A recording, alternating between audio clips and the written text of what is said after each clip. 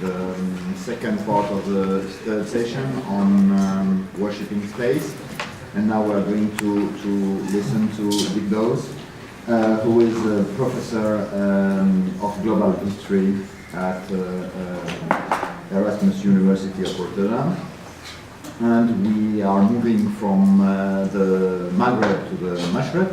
And Douwes studied Arabic, the Arab language at Radboud University, and where he received his Ph.D. And he's a specialist of the late Ottoman period in Syria, and well, as many of ourselves, he's also a specialist of religious plurality in the Middle East and of Muslims in Europe. So we will listen. Well, he has published many books and articles that you will find either on the PDF or on the internet's website. And he will talk about shrine politics in Lebanon and Syria, reorganizing sacred space. Douwes. Okay, thank you. Welcome everybody. I have a lot of pictures to show you, so sit back, relax. And the first one. It's about shrine culture, shrine politics. The Middle East, particularly also Lebanon and Syria, is dotted with shrines, with sacred spaces, with or without jinns. And this is a picture from the late 19th century. It's a Nusaidi, that means Alawi shrine, somewhere in the Alawite mountains, probably close to the village of Deir Mama. That is how the traditional shrines look like. They're very simple, dome-like, same sort of constructions you basically find all over the Eastern Mediterranean, also in Greece. A modern traditional shrine is this one. It has been restored because it was dysfunctional for a while, but is now in use again. It is Jebel Har, which you see here. The valley below is the Rab Valley. And the Rab Valley is still under control of the Free Syrian Army and various jihadist militia. And of course this area is the high eastern part of the Alawite mountain. Also this is an Alawi shrine. The prehistory of this project is, I think, quite important. I was trained as an Arabist. That means that we read texts and we believe that what is in a text is true. And when I started to doubt that, in a specific period was in particular about what it was to be, say, an Alawi or an Ismaili in Syria. Because people would say these are highly secularized communities. They have little religious formal practices, and at the same time there was a production, in particularly of Alawite authors, of books, what it was to be an Alawite, what the content of Alawite belief was. And I noticed that this was basically a symbolic production, that it was creating a scripture. It was produced, it was sold, but hardly anyone actually read it, except from PhD candidates from Europe and the United States. And they were producing PhD theses on basis of these texts. Whereas I started to doubt, because I noticed that local people would not read them. Also, they were not produced by religious sheikhs, but by people who have secular professions, especially Mohammedis, so people who were in legal studies. So, given that, I was wanting to have an idea of what it was to be an Alawi, to be an Ismaili, especially younger generations who know actually very little about their own tradition. And so I started to look at alternative places, and one of these places, of course, was the shrines. Because everywhere in the Middle East you see that there's an upswing in shrine visits, also among these groups, especially Alawites, Ismailis less so. So I started to visit shrines, This was sometimes problematic, sometimes it wasn't. In Syria, we do not get the permission to do this type of research because it's on living people. And okay, dead people, studying dead people is okay in Syria, but living people is very problematic. So, but still, people were mostly welcoming. I also did some research fieldwork in Lebanon together with Noor Farah Haddad. I included a few of her publications in the literature. Also in trying to see how local communities relate to regional developments and whether there are changes in shrine culture given that more people go to shrines. So it has to be differently organized. And what we saw quite often, also in Syria as well as in Lebanon, that shrines were expanded. And there were all sorts of facilities being built. And also, very interestingly, you see differences between various types of shrines. What happened is I started this study just prior to the war in Syria, so 2009, 2010. And then during the war, this sectarian element became much stronger, and also shrine became targets within the war, targets of violence. And so there was a war on shrines, basically, and it's still going on to a certain extent. As well as also in Lebanon, of course, we have recent history in which sectarian relations have been problematic. And sectarianism has basically shaped much of the polity of Lebanon. So my talk will be in the general context of diversity and sectarianism. Quite often people in the Netherlands remark to me that, well, people in the Middle East, they always are having wars, they're always fighting. And then I pointed them that religious diversity in the Middle East is greater than it is in Europe. And that, notwithstanding 14 centuries of Islamic rule, you have a lot of variety within Islam and outside of Islam, much more than in other Islamic regions. And that is interesting. So there is historically there was a common ground for the reproduction of plurality. And it has been contested in modern times, as in the past. But I think that this reproduction of plurality is still going on and taking different shapes. And one of the theaters of these changes are shrines. Sectarianism, Taifi in Arabic, is basically a rather modern phenomenon. It's basically related to political rights, rights to be represented, rights to be a citizen, rights to equal citizenship, rights to participate in politics. And that's what it makes it sectarian is that it's connected to religious identity. Lebanon is the most sectarian state in the area, in which most of society and polity is organized along religious identity, but also Syria has some old sectarian, not very old, some sectarian roots as well.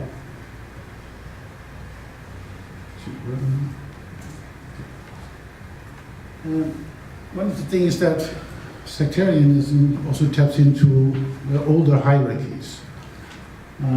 Because diversity in the Middle East did not imply that there was no hierarchy. There was a clear hierarchy. Sunni Islam was already for a long time, let's say, public religion, the most dominant, the most represented in equality, the most represented in legislation, visible, audible, and it became much more audible in modern times with modern media and sound systems. Christianity has also a clear public presence in Lebanon, certainly, but also in Syria, but other groups much less so, particularly in urban areas, and notwithstanding urbanization. Let's say groups as Alawites or Ismailis or others are basically not visible. They don't have mosques. They don't have religious centers, which are recognizable as their sacred buildings. So there is a variety in public presence. What we first saw in Lebanon and also now in Syria is that in conditions of violence, we have sectarian engineering. There are several actors during these conflicts who really mobilize people along sectarian lines. So, like ISIS, for instance, Islamic State, but also like the Assad regime. They use sectarian instruments, they create sectarian incidents in order to mobilize people for their causes. Is the geography of diversity. This is from the late 90s. If we would go back 1 century earlier, it would have been more mixed and more diverse as then. Today, it's less. There has been ethnic cleansing before in Lebanon, of course, but also in Lebanon, Syria. You see here in the north. The bluish-purple one, these are Druze communities. Most of them disappeared and went to the south. And then you see all sort of exchanges of populations during the Syrian war, which means that very old mixed communities are disappearing and new ones come to existing. That's interesting, like a Shiite population in Aleppo. There are some villages in the region of Aleppo which are Shiite. But the city itself was not having a Shiite community, but now it has. These are basically refugees from these villages. And they create their own presence, being supported quite often by Iran. So we have changes in the population and the distribution of the population. My research concerns basically the Bekaa Valley, which is the area above Zahle, in the Yellow-White Mountains, which is basically the continuation of the coastal Mediterranean mountains from Lebanon up to what is present-day Hatay.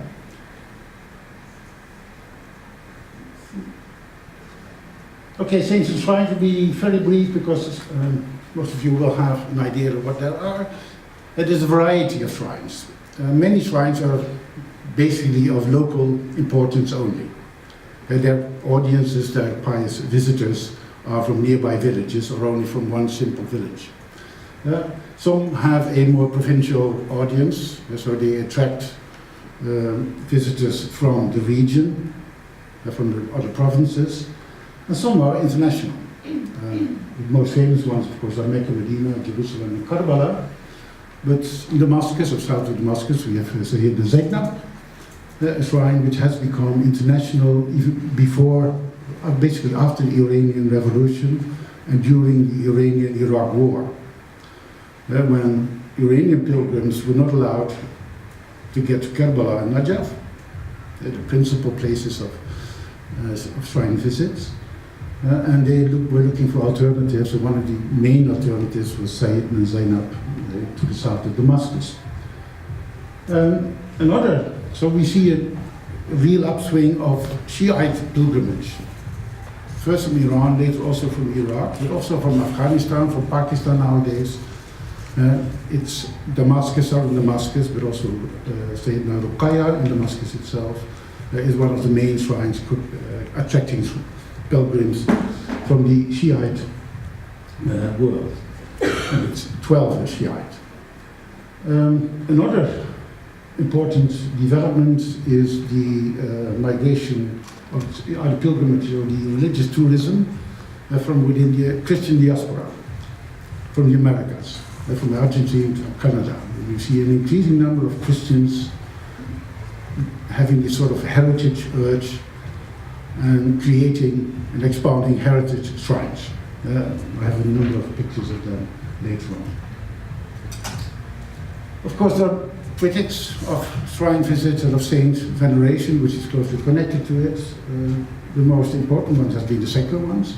We tend to concentrate on jihadists and Salafists, who are very critical and quite often hostile against that sort of practice, but secular critique has been much more influential, especially in Syria, because basically it was considered to be one of the reasons why the people, especially the rural populace, was backward. Then, of course, you have the Salafist critique on Sufi culture, shrine culture, particularly the modern forms of Salafism, not all of them militant, but some are militant. And you have criticism from within.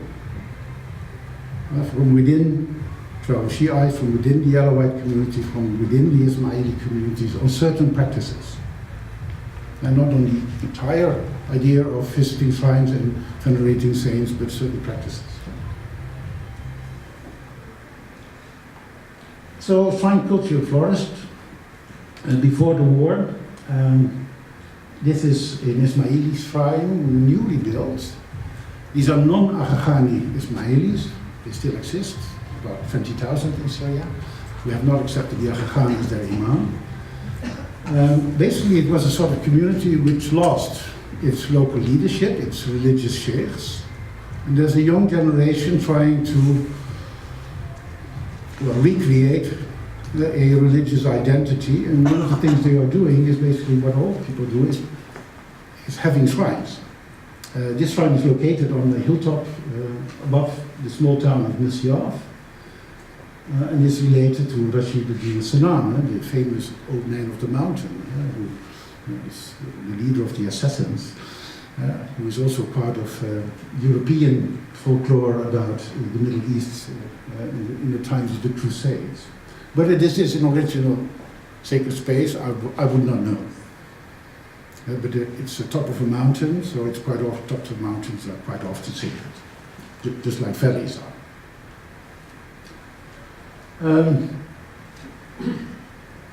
Okay, so I'll skip this one and get to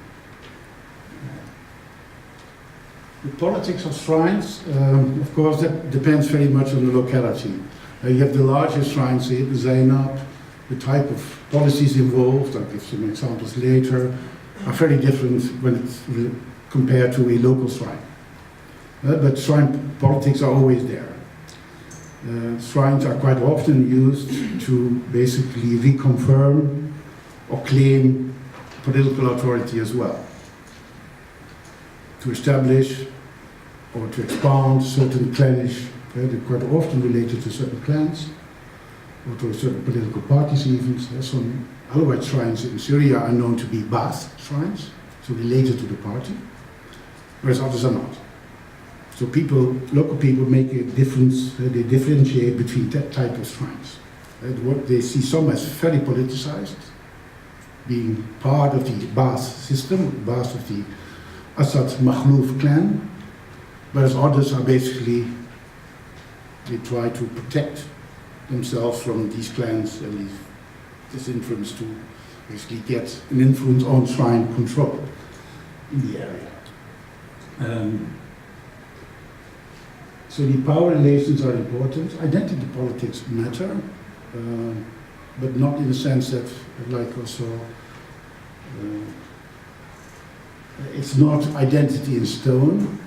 You see, when you also see how shrine structures develop, it's often not really planned. It is step by step. It's sometimes organic. They have not a scheme of how a shrine should look like. They have some ideas, but quite often they lack the money to really do that. And what you see is that those shrines connected to Iran and to the Christian diaspora they have these huge projects. You have the architects flying in, and they come up with a new project and totally change shrine space and sacred space. I'll give some examples of that later. But mostly changes are gradual, and this is also for the adaptation for ritual. So what you do, how you use sacred space.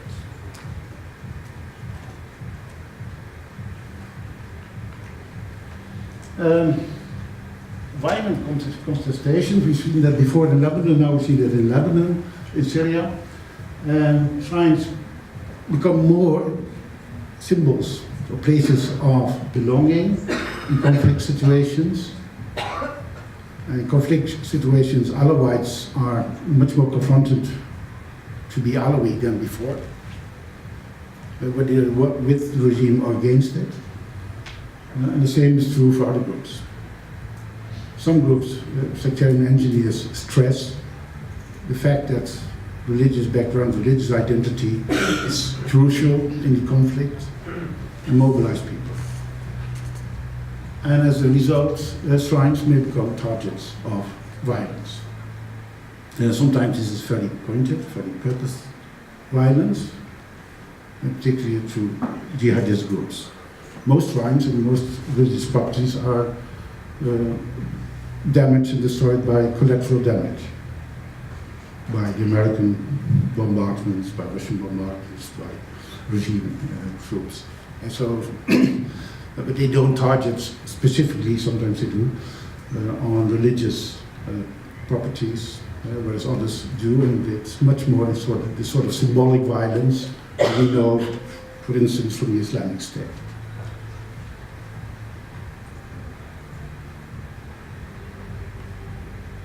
Let's try to capture some pictures. Shrine variations. Well, these are 4 categories of what I'm going to show in the pictures. We have traditional shrines and shared sacredness.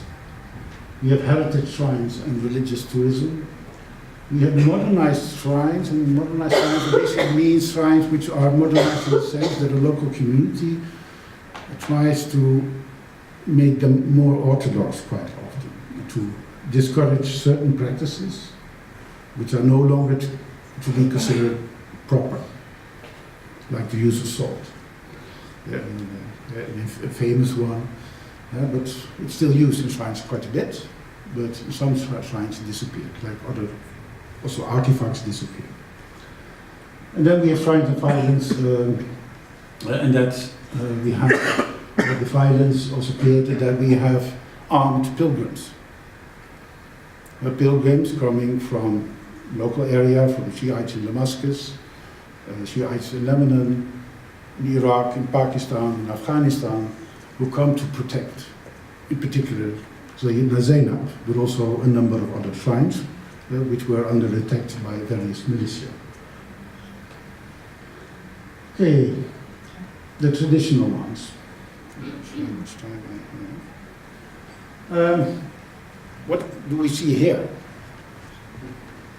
Well, we see the Virgin Mary, that's in the Douwes variation. We see the rosaries, but these are Muslim rosaries. So this is a shrine dedicated to Maria, to Miriam, in the Shiite village.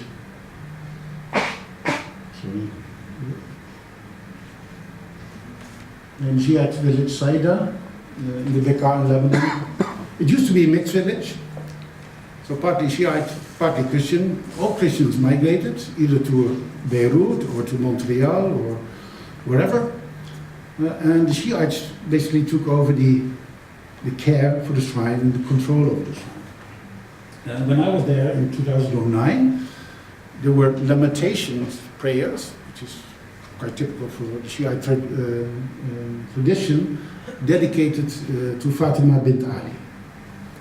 So it might be that when I get there again, now this particular shrine will be dedicated to Fatima bint Ali and no longer to Miriam. And that is something we see in history. Saints travel, but sites remain sacred. And it also does not imply that no Christian would ever go back again. When a site, the dedication of a site changes, does not necessarily means that it becomes a unified sort of audience with only Shiites. No, it can still attract a variety of people from nearby Christian villages because the area is still mixed. This is a more famous one. It's also described in one of the articles I suggested by Albera.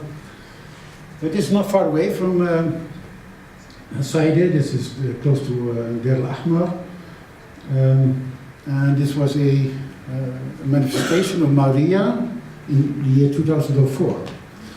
And the statue started to become alive and to speak.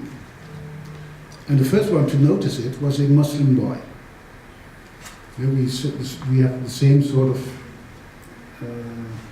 discourses from Egypt, when there are apparitions of Mar Ilyas, and the first to see them are Muslims, indicating that this should be true. Because if even Muslims see her, that is a strong evidence.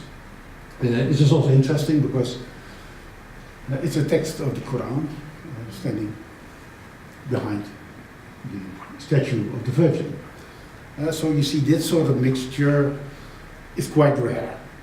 I think it's quite typical Lebanese, in which let's say the Lebanese sacred sphere and sacred polity allows for more variation than I think in Syria.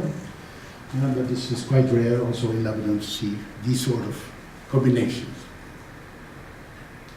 This is Miriam shrine in Beshwat, close to Deir al-Ahmad. This is Deir al-Ahmad, and this is a sign of heritage tourism. Of course, this is St. George, the famous dragon killer. Many dragons killed in Syria and Lebanon, not only there. And some of them huge, some of them small. But you see that this sort of Disney-like type of veneration is particularly strong in Lebanon. Not only with St. George, also with huge statues of Miriam or Maria, huge statues of Jesus. Okay, this is one of the biggest Alawite shrines dedicated to Khidr. Of course, there's an overlap between Khidr and St. George and Mar Ilyas. We will not go into that. Some of the articles will touch on that. This is this is a popular, vulgar, according to some, shrine. I took these pictures. I did not want to disturb the people too much, so that explains the quality of the picture. This is the inner part of the shrine. And this is what is on top of the shrines. That's quite interesting because you see here a shrine which has not been really cleansed from what is not considered to be no longer orthodox practice. We see salt, scissors and stones, and we see copies of the Quran. Shelley mentioned already the use of salt is of course an old magic attribute. It's always packed. I don't know why. It's always in the bag. The scissors are that you cut a piece of the cloth which is on the shrine. And you can take it with you or you can hang it in a tree. The stones are blessing stones. And so when you perhaps have a sort of sore back, you can lie on the ground, and a relative of you can roll these stones in order to relieve you from pain or from other types of perhaps also illnesses. You put them on the shrine because, like your mobile, they have to be recharged with barakah. And so you have to put them on the shrine. So that makes it a holy attribute, a sacred attribute. This is outside there. These are sacrificed chickens. That's a common thing, especially in the weekends, on Friday. People buy chicken, and if there's something more earnest or more serious, you buy a goat, you offer it, and then you have a barbecue. And that is also this very social aspect and this leisure aspect in traditional shrine culture. People go there to have a nice afternoon. Shrine are quite often located on very nice locations, like this one, that is the same shrine. The trees are holy as well, so you have shadow. And quite often shrines are on a hilltop, and so you have a nice view. So what do you want more? So people spend an entire day. Some people will go into the shrine, but most will not. And those who are going in, basically it concerns issues like illness, type of shrines. Here you're still allowed to burn candles. What you see in other Shiite shrines is that is being banned or discouraged because it's now considered to be too Christian. Like burning of Bahura as well, that is now seen as to be basically a Christian type of ritual and not a proper Troubles Shiite one. Yeah. Sometimes it works, sometimes it doesn't. So then we get to these modern shrines, which people who have control of the shrines are introducing more orthodox practices. And so giving time considerations. This is a very interesting Ismaili one. For those of you who read Arabic, it says drinking alcoholic drinks is forbidden. But when you go downstairs, the first thing you can buy is beer. So beer is not alcohol. They mean raki, arak. Yeah, because raki, arak is used in rituals in, let's say, the popular shrines. Sometimes if you enter a shrine, there's clearly the smell of arak. Arak is like a pastis of uzo. And so banning arak is already some sort of, for this particular shrine, this is also a very large Alevi shrine, it's an important one, a step towards a more orthodox practice. This is also at the same shrine space, and then you see the scriptural developments within Alawite religious culture. Their religious leaders used to be called Mashayikh al-Ilm. So I went to this store, I said, these are books and pictures of the Mashayikh al-Ilm. La, ulama al-Alawiyyin. So they insisted on the use of ulama, which is traditionally not used, and which is basically adopted from the Troubles Shiite and from the Sunnite traditions. What you also do is to basically more or less copycat the type of productions you have. So we never had books like Alam, Ulama al-Alawiyyin, but now we have them. And they're produced in the same sort of shape, fashion, they look similar to, let's say, Sunni or Troubles Shiite productions. So there is a scriptural production, a textual production going along the changes in shrine culture.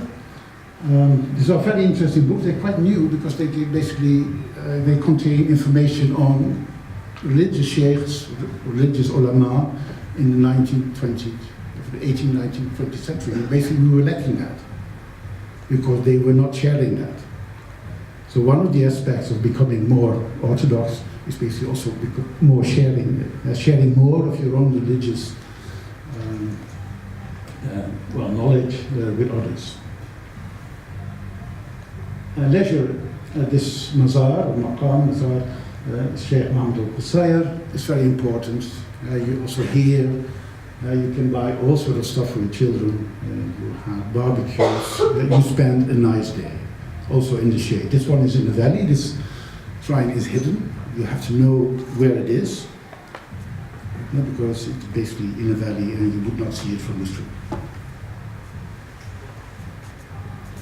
This is a Druze shrine to the west of Damascus, close to a Druze village, now basically an urban area connected to greater Damascus.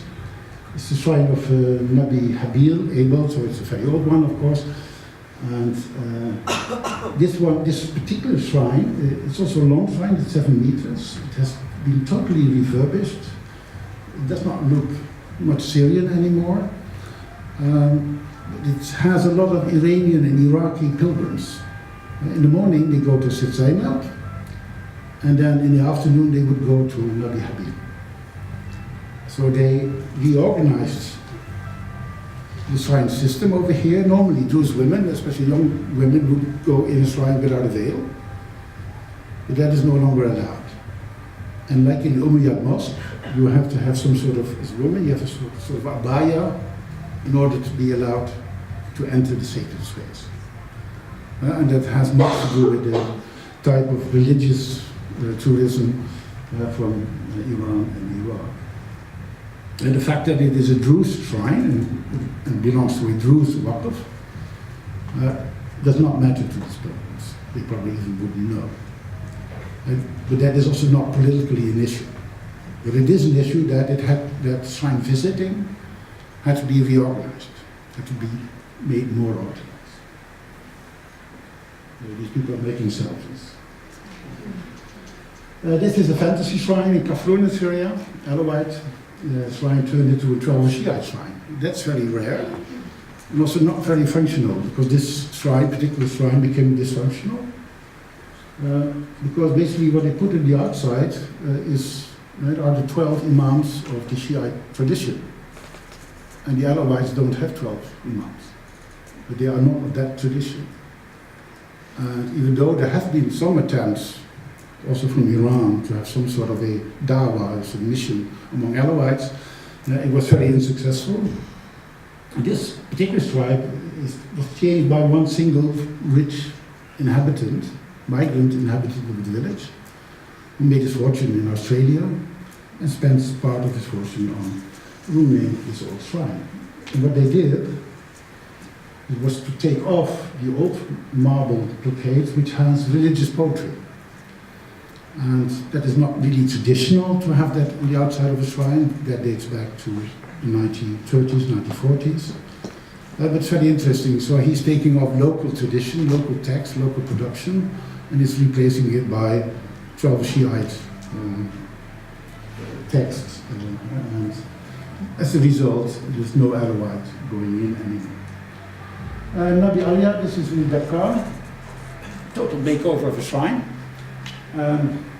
And this is also a shrine in which, and that is not necessarily common, but it's becoming more common, that burning of candles in Bakhura, is being banned. But what you see is that people reinvent their own traditions. Particularly interesting one is this one, the padlocks. We know them from Paris and now from any other bridge somewhere in Europe and elsewhere. So when you make a vow, you attach the padlock to the shrine and say, we made a vow that your husband who is in hospital and he's ill and then he recovers, you get back and you take it off. So there shouldn't be not too many padlocks on the shrine, because that would indicate that the shrine is not effective. So the efficiency, the effectiveness of the shrine is very important to attract an audience. And some shrines are known to be very effective for, let's say, in case of pregnancy or certain illnesses or lost property or serious debts. And that is an important aspect of the culture. So people come up and create their own rituals when others are banned. Now a quick example of a heritage shrine, Mar Ilyas, close to Mar Ilyas, to the north of Damascus. This is the original shrine, which is a grotto, because Ilyas, as you perhaps know, has spent some time in a grotto in the desert and was fed by ravens. You have to read the Bible again. So it's an important part of the Old Testament. These are late 19th and early 20th century extensions. These are extensions just prior to the war. And then you see these are huge. It is an outdoor church, it's hotels, it's restaurants, so it's a big project. I'm not sure what the state of the project is right now, but it's just prior to the war and basically financed from the Christian diaspora in the Americas. This is quite an interesting, there's a woman's mass in the Latin church in Damascus, and also this attracts tourists. From the Western guide, also Iraqis, who go basically and enter churches. So religion is basically a sort of tourist attraction also in Damascus. Okay, The final one, I already mentioned that the presence of Iran, of Iranian and Iraqi, so Shiite pilgrims, has increased tremendously in Damascus. And they are very much there, very vocal, very visible. And there are some tensions between Sunnite population and the Shiites because of that, because of this, in the eyes of Sunnite, this very sudden appearance of Shiites in their city. This is the Ashura parade. This is Sayyid Zainab. This is a total makeover. The old shrine did not look like this. This is how Iranian shrines look like. It's a lot of the extra so the bling bling, so to speak, from Iran, with also the inside. It is very different from the sober tradition of shrine buildings in Syria. It has been targeted by various militias during the war. And very close to it, there is still a pocket of ISIS and a pocket of the Free Syrian Army. There have been several attacks on them. Also the pilgrims. The latest one on March 27, so that notwithstanding the war, pilgrimage is going on. From Iran, Iraq, still pilgrimage are organized to get to Zainab. And this is a Pakistani Shiite militia protecting Zainab. They sort of had a scarf saying, Ya Zainab, we are with you, Labaika, and we will not leave you alone, unprotected, like happened at the time in Karbala. And that is basically the sort of reenactment of history, what they are doing. This is Uwais al-Qarni shrine near Raqqa. Uwais al-Qarni is a companion of the Prophet, was known to be in favor of Ali when Ali had this conflict with Muawiyah. So that makes him a holy man also for the Shiites. This shrine is, to the north of Raqqa. It was just totally refurbished again with Iranian funds just before the war, and ISIS made a media event of blowing it to pieces. That was one of the very symbolic first acts when it conquered Raqqa. This is the shrine as it was before, you see on the top. And also what they do is to really remove central, the cupboard. I'm not sure whether there were bones left, but they remove everything, destroy everything, and in order to de-sacrifice the place as much as possible. The closure, this is an interesting one. When I was traveling in the Alawite Mountains, I was going to a shrine dedicated to Sheikh Muhammad Qaboon, who is a quite important Alawi sheikh from the 18th century. And then it states that it is also an archaeological site dedicated to Baal.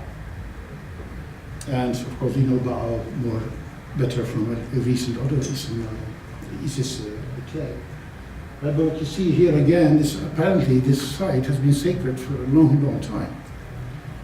Once dedicated to Baal, and now dedicated to someone from the 17th century. And that is also an indication that sacredness is a solid sort of asset, that places remain sacred for a long time. Not all places. Some become defunct, but some are very, very old.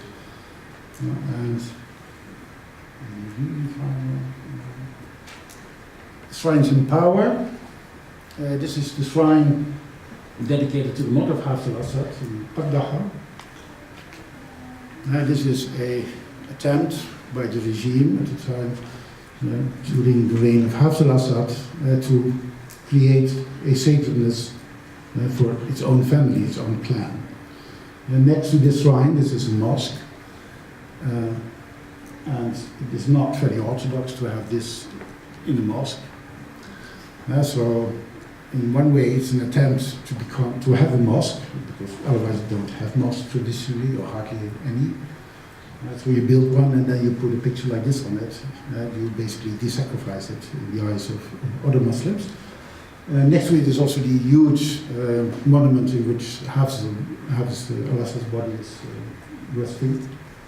So you see here a type of shrine politics, which basically hardly attracts any followers. These shrines are empty. When I visited in Kandahar, there were no visitors. And I asked other people, no, people don't go there. Also not from the village Kandahar themselves. Even people from the clan don't go there. This is not considered to be the sort of sacredness you would like to have. Thank you.